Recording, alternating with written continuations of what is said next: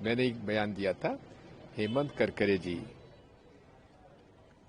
से मेरी चर्चा होती थी और हेमंत करकरे जी ने जो मुझे बताया था वो ये बात कहते थे कि जब से उन्होंने जो एक संगठन के लोगों को मोड़ासा, मालेगांव, समझौता एक्सप्रेस और हैदराबाद में जब से उन्होंने उन लोगों को पकड़ा, उनको धमकियां मिल रही थी।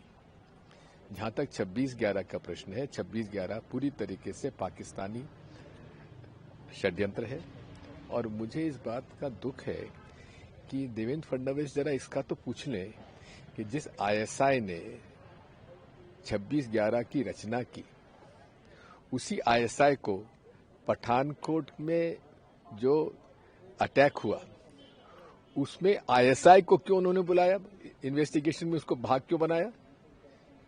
मुझे आपत्ति इस बात की है कि देवेंद्र फडणवीस जी ने कभी मोदी जी से नहीं पूछा कि जिस नवाज शरीफ के जो पाकिस्तान के प्रमुख रहे, उनके घर बिना बुलाए जाने की आवश्यकता क्या थी, उसके बारे में कभी कुछ नहीं पूछेंगे। मैंने हमेशा से धर्म का पालन किया है।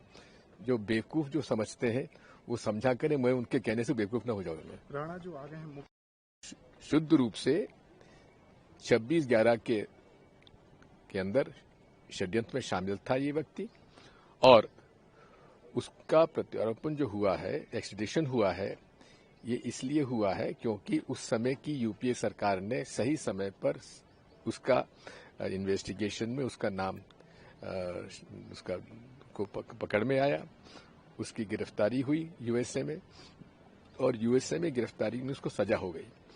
14 साल की सजा थी। 14 साल की सजा काटने के बाद उसका प्रत्यारोपण हो गया। इसमें कोई श्रेय मोदी जी को नहीं जाता। वो कहते हैं कि बीजेपी कांग्रेस ने वोट की राजनीति के चलते दबाव कम बनाया और इसके चलते इतना टाइम लग गया। वो झूठ बोलते हैं।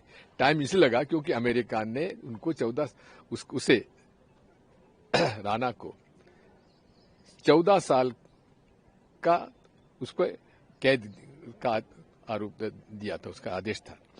जब तक 14 साल उसकी पूरे नहीं हो जाएंगे सजा के, तब तक प्रत्यारोपण हो नहीं सकता था। वो पूरे हो गए, प्रत्यारोपण हो गया। इसकी शुरुआत तो कांग्रेस पार्टी ने की थी और तत्कालीन गृह मंत्री जी चिदम्बरम जी का विस्तृत बयान है, आप जरा कांग्रेस पार्टी का उसको भी पढ़ लिया करो। देवेंद्र फडणवीस आप भी पढ़ लो।